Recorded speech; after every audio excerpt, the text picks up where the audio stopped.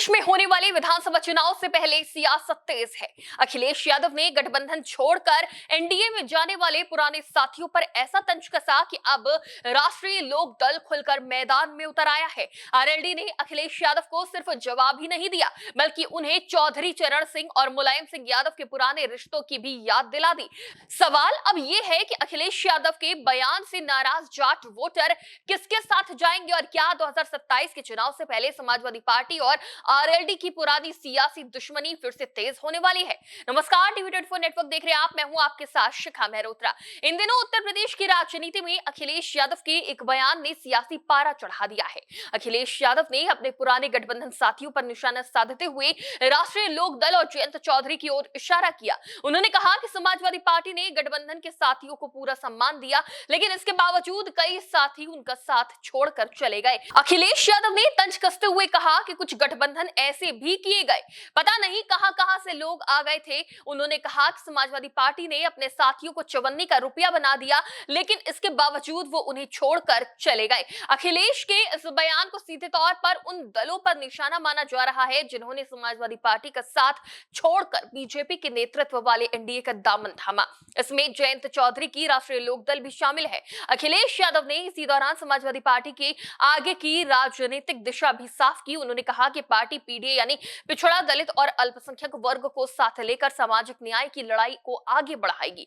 उनका कहना है कि समाजवादी पार्टी की सरकार बनने पर सामाजिक न्याय का राज स्थापित किया जाएगा और आरक्षण के जरिए बराबरी का हक दिलाने का काम होगा। लेकिन अब अखिलेश यादव के इसी बयान पर आरएलडी ने मोर्चा खोल दिया है। आरएलडी के प्रदेश अध्यक्ष राजा ऐश्वर्य राज सिंह ने अखिलेश यादव के बयान पर कड़ी आपत्ति जताई है। उन्होंने कहा कि अखिलेश यादव जैसे वरिष्ठ नेता को अनर्गल और अमर्यादित भाषा के इस्तेमाल से बचना चाहिए। इतना ही नहीं, आरएलडी नेता ने अखिलेश यादव को समाजवादी पार्टी के इतिहास की भी याद दिलाई। उन्होंने कहा कि समाजवादी पार्टी कहीं ना कहीं भारत रत्न चौधरी चरण सिंह की विचारधारा और आंदोलन से ही निकली है। राजा ऐश्वर्य राज सिंह ने कहा कि अखिलेश यादव को अपने पिता मुलायम सिंह यादव के संघर्ष और उनके आदर्शों को याद रखना चाहिए। उनके मुताबिक मुलायम सिंह यादव को लंबे समय तक चौधरी चरण सिंह का सानिध्य मिला था।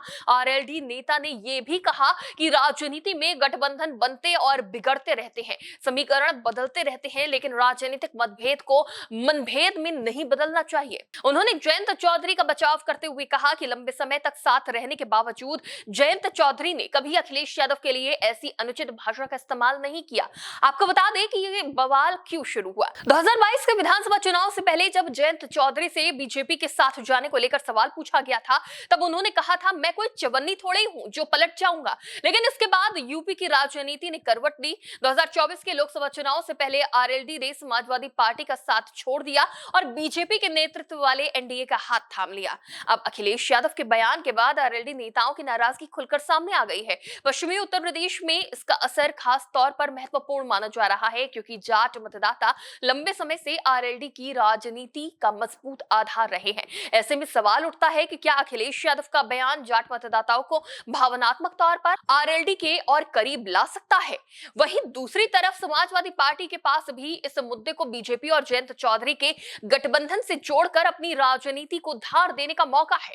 खासकर किसानों और पश्चिमी यूपी के पुराने सियासी समीकरणों को लेकर सपा इस मुद्दे को चुनावी हथियार बना सकती है। यानी 2027 का चुनाव अभी दूर है, लेकिन यूपी में सियासी शतरंज की बिसात बिछने लगी है। एक तरफ सपा पीडीए के सहारे अपना सामाजिक समीकरण मजबूत करने में जुटी हुई है, तो वहीं दूसरी तरफ आरएलडी बीजेपी के साथ मिलकर पश्चिमी यूपी में अपने पुराने प्रभाव को मजबूत करने की कोशिश कर रही है।